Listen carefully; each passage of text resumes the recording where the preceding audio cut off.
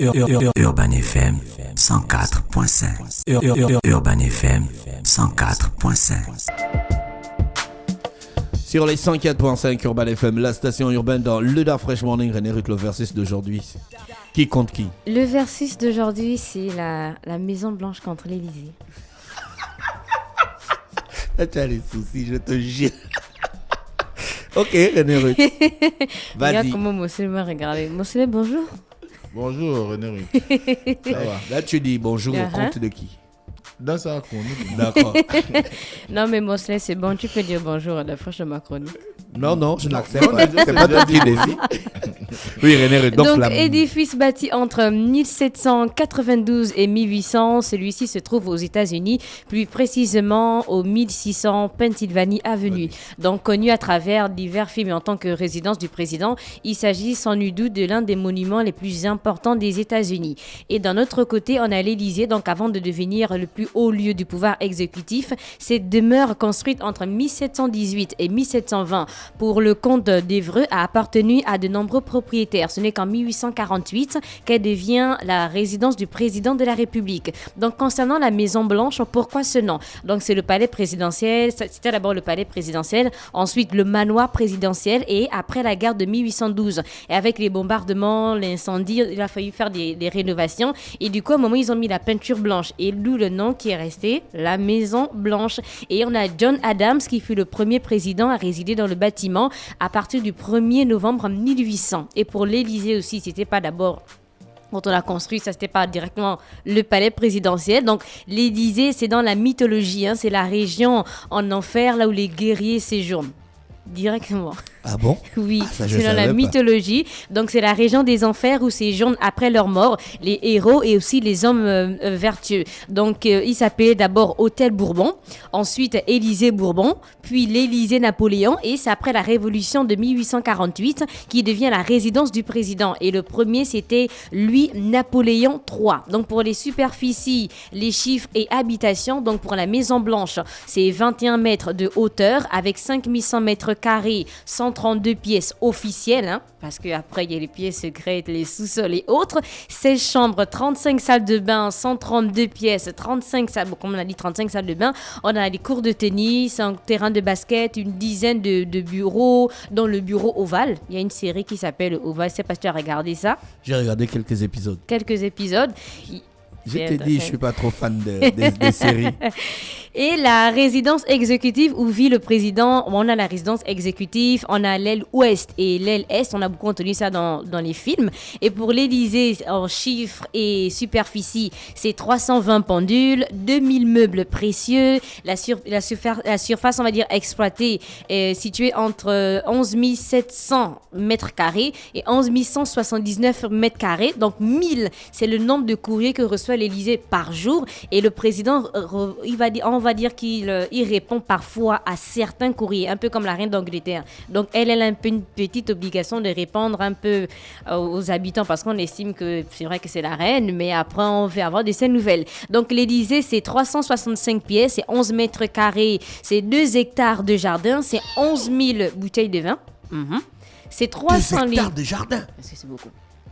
2 hectares. Ah, mais toi, tu me demandes si c'est beaucoup. Ouais, quand même. C'est énorme. C'est à peu près la concession que j'ai au village. C'est une plantation. 2 hectares. Oui, c'est une plantation qui peut nourrir tout un village. J'habite. Même 2 villages. Mais c'est des jardins. Oui, ben justement. C'est 11 000 bouteilles de vin, c'est 300 lignes téléphoniques, c'est 800 employés, dont 300 militaires. Et pour le patrimoine, à la Maison Blanche, ils ont le comité pour la préservation de la Maison Blanche. Donc, sa mission consiste à maintenir l'intégrité historique de la Maison Blanche.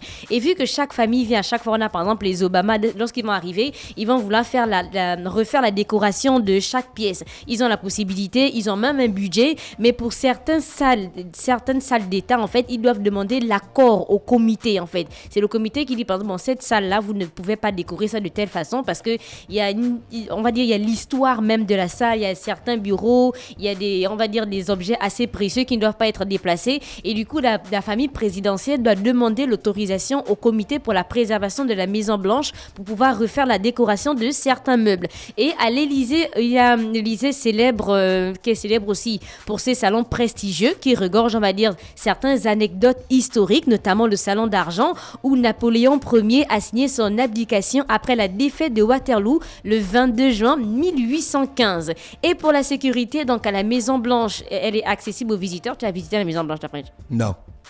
On a des personnes qui peuvent visiter la Maison Blanche, mais c'est en groupe et vous devez envoyer votre représentant au Congrès en fait pour demander l'autorisation. Et ensuite, on doit aussi, on va dire, avoir des informations sur votre passé parce qu'on suppose que c'est pas n'importe qui a la possibilité de rentrer à la Maison Blanche. Tu dois faire un dossier, tu dois faire le courrier, on doit faire des recherches sur toi, sur ta famille où tu travailles jusqu'à tes ancêtres. On remonte. Est-ce que c'est nécessaire? Eux-mêmes, ils savent.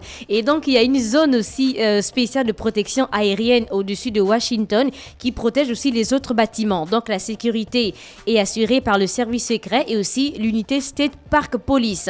Et pour l'Élysée, au cours des 30 dernières années, le palais n'a accueilli que des visiteurs du public lors des journées européennes du patrimoine qui ont lieu un week-end en septembre. Et le groupe de sécurité de la présidence de la République a un budget de 8 millions d'euros et il assure la protection du président, 8 millions d'euros par mois. C'est énorme. Ouais. C'est vraiment énorme.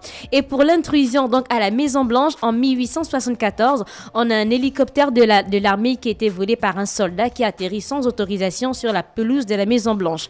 Et le 25 décembre 1874, on a un homme qui s'est écrasé avec sa voiture contre la porte nord de la Maison Blanche.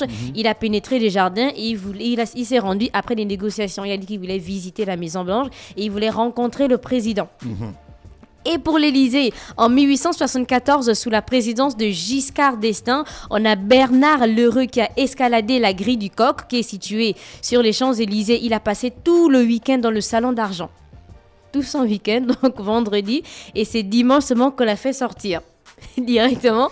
Et en 1986, on a déjouant les radars, on a un avion qui a parvenu à survoler des jardins de l'Élysée à très basse altitude. Pourquoi on n'arrive pas? Pourquoi c'est interdit de survoler sur la...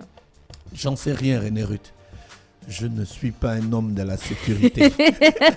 Et pour les nominations historiques, on a la Maison Blanche qui a dominé pour sa première fois un transsexuel, Rafi Friedman. Je ne sais pas si tu as déjà entendu parler. Non. Donc, Rafi Friedman, pour favoriser, on va dire, l'intégration professionnelle de la communauté LGBT. En fait, donc, c'était parce qu'ils estiment qu'ils n'ont pas assez de travail. Donc, pour avoir un peu le soutien de la Maison Blanche, ils ont mis Rafi Friedman, c'est un homme qui est devenu une femme, d'où on dit transsexuel. Et pour les dépenses, on a 13,63 millions de dollars d'entretien par année aux États-Unis pour la Maison Blanche et à partir de 2009, mais parfois ça augmente. Et François Hollande pour l'Élysée a dépensé, je pense que ça fait un moment un scandale, il a dépensé 30 000 euros pour le maquillage, soit 19 500 000 francs, et son coiffeur prenait 9 895 euros par mois, soit 6 431 750. Et après, ça a un peu parlé... Pourquoi? Sa coiffure. Pour le maquillage. Pour le maquillage, c'était 30 000 euros. Et pour la coiffure, c'est 6 000 euros. Donc, le Figaro. mais c'est pas moi. Moi, cela est dépassé. Les effets spéciaux des films. C'est ça, tu te juges que ça, c'est le coup des effets spéciaux. Non, mais vu que ça fait. Le Figaro a parlé déjà pour dire que c'est assez. Si lui seul, c'est un peu... il a eu ça. Actuellement. Non, on ne parle pas de... non.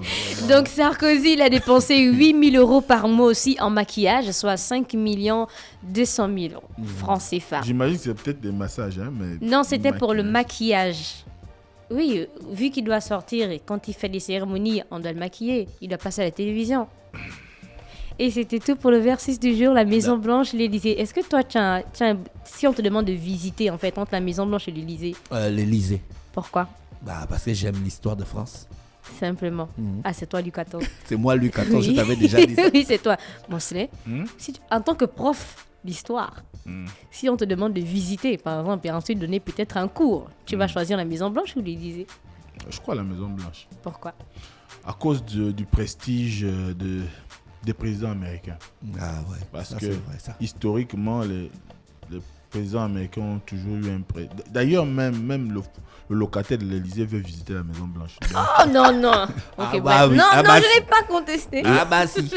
Donc, c'est la Maison Blanche. D'accord. Merci René Rude qui est avec nous ce matin sur les 104.5 Urban FM, la station urbaine dans le Dark Fresh Morning, le réveil matinal, le pilote de la capitale sur la radio. Le pilote de la capitale, on va en musique avec Logan pour le titre Morango et on se retrouve juste derrière. Urban FM 104.5.